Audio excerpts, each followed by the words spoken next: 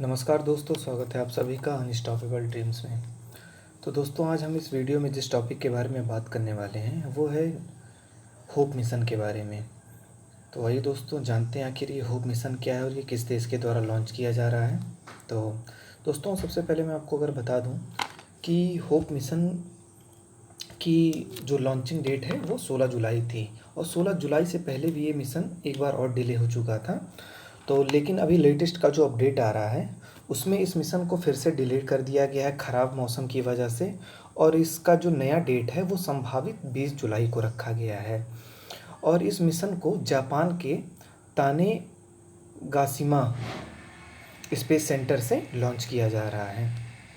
तो ये दोस्तों, अब जान लेते हैं आखिर इस मिशन को जुलाई में लॉन्च करने के पीछे का तर्क क्या है। आखिर इस मिशन को जुलाई में लॉन्च करने का कारण क्या है।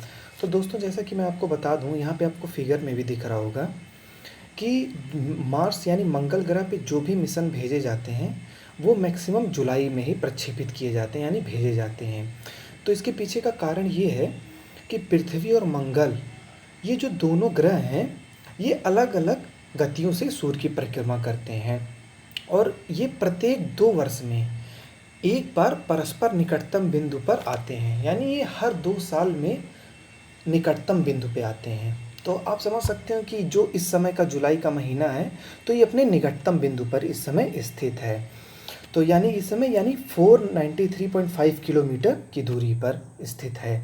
तो निकटतम बिंदु के नज़दीक होने से हमें ये फ़ायदा मिलता है कि तो सबसे पहले तो हमें कम फ्यूल का यूज़ करना होता है, और साथ साथ इससे होने वाले संभावित खतरे भी काफ़ी कम हो जाते हैं कि अगर अब दूरी कम होती है। तो इस वजह से इसको जुलाई में लॉन्च करने का पीछे का तर्क दिया जाता है। तो दोस्तों, अब हम जान लेते हैं इस होप मिशन के बारे में। तो दोस्तों, इस होप मिशन का जो घोषणा था वो 2015 में ही कर दिया गया था संयुक्त अरब अमीरात के द्वारा। और दोस्तों, आपको ये जानकारी जान के दिलचस्प होगा कि ये अरब देश का एक तरह से पूरे अरब कंट्री का एक पहला मिशन है जो मार्स पे भेजा जा रहा है। तो ये अपने आप में अगर ये सफलतापूर्वक लॉन्च हो जाता है, और जो जिस वजह से इसको लॉन्च किया जा रहा है उसके ऑर्बिट में, तो अगर ये सफलतापूर्वक कक्षा में स्थापित हो जाता है तो ये अरब देश के लिए ही न संयुक्त अरब अमीरात के साथ साथ पूरे अरब देश के लिए भी एक बहुत ही बड़ी उपलब्धि होगी। और ये जो होप मिशन है पूरा, ये मंगल ग्रह की परिक्रमा करने वाला एक तरह से अंतरिक्ष यान है। और ये जो मंगल ग्रह का है, ये जो वहाँ का विरल वातावरण का है, वो एक तरह से वहाँ का अध्ययन करेगा। और इसका जो आधिकारिक नाम है, तो अगर अरब कंट्रीज़ के हिसाब से देखा जाए तो एमिरेट्स मार्स मिशन यानी, और इसका जो ऑर्बिटर है इसको होप नाम दिया गया है, और इसका एक और नाम है अल अमाल नाम दिया गया है। और इस मिशन के सफल होने पर होप ऑर्बिटर यानी यूएसए, यूरोप, भारत के साथ साथ ये उन 6 कंट्रियों में शामिल हो जाएगा जो पहले मार्स मिशन पे सफलतापूर्वक अपना प्रक्षेपित कर चुके हैं। अब जान लेते हैं दोस्तों, आखिर ये होप ऑर्बिटर क्या है। तो ये जो होप ऑर्बिटर का जो टाइम पीरियड है दोस्तों, तो मैं आपको बताना चाहूँगा इस होप ऑर्बिटर का टाइम पीरियड 1 मंगल वर्ष है। तो आपको ये जानना होगा कि 1 मंगल वर्ष में, यानी अगर पृथ्वी के वर्ष से अगर इसकी तुलना की जाए, जैसे हमारा 365 दिनों का एक वर्ष होता है, तो 2 वर्ष बराबर 1 मंगल वर्ष होता है, यानी ये 2 साल के लिए वहाँ पे काम करेगा। और ये होप ऑर्बिटर का जो उद्देश्य है, तो उद्देश्य इसको लॉन्च करने के पीछे का उद्देश्य ये है कि जो मंगल ग्रह का एटमॉस्फेयर है, तो उस एटमॉस्फेयर का अध्ययन करेगा। क्योंकि मैं आपको सभी को बताना चाहूँगा दोस्तों कि मंगल ग्रह पे हाल ही में जो विभिन्न देशों के द्वारा लॉन्च किया गया है, तो उस लॉन्च के द्वारा वहाँ पे हाइड्रोजन, ऑक्सीजन की ज्ञात हो चुका है। यानी यहाँ पे ये संभावना बताई जा रही है कि शायद कभी इस ग्रह पे जीवन रहा होगा। और इस जीवन के पीछे ये बताया जा रहा है कि अगर वहाँ पे मंगल ग्रह पे शायद कभी लाइफ रही होगी, तो इससे हमें भविष्य में पृथ्वी के आने वाले भविष्य के बारे में काफ़ी कुछ जानकारी मिल जाएगी।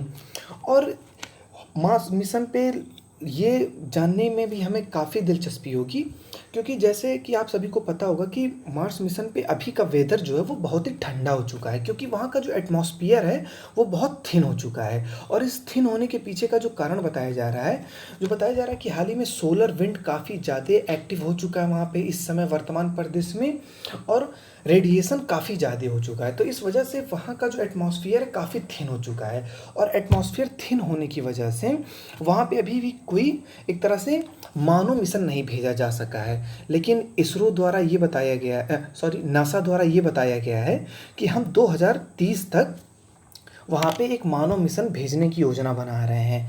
तो अगर दोस्तों, अगर मानव मिशन भेजने में नासा सफल होता है तो ये काफ़ी बड़ी उपलब्धि होगी हमारे ह्यूमन बींग्स के लिए और आने वाले भविष्य के लिए भी। और अब मिशन को जैसे कि मैं आपको बता चुका हूँ, तो इस मिशन का महत्व यही कि आप सभी को पता होगा कि मंगल ग्रह पर पानी की उपस्थिति का प्रमाण हमें पहले से ही हो चुका है। तो पानी की उपस्थिति के प्रमाण के साथ साथ वहाँ पे जैव पदार्थ के अवशेष, मतलब ये संकेत करते हैं कि जो, जैसे कि मैंने आपको अभी पहले बताया कि वहाँ पे जीवन, लाल ग्रह पे जीवन योग्य था, या कभी ना कभी वो जीवन योग्य था। और इस मंगल के अतीत के समझ से वैज्ञानिकों को, जैसा कि मैंने अभी आपको बताया कि उनके वैज्ञानिकों को पृथ्वी के भविष्य के बारे में काफ़ी जानकारी मिलेगी। तो दोस्तों, आप यहाँ पे देख सकते हैं इस फोटो में कि मंगल ग्रह पे किस किस देश ने कब कब यहाँ पे कौन सा मिशन लॉन्च किया है, और आप यहाँ पे देख के सारी जानकारी ले सकते हैं।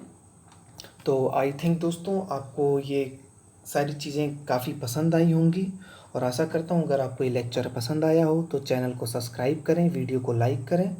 इसी नोट के साथ मैं इस वीडियो को समाप्त करता हूँ। जय हिंद।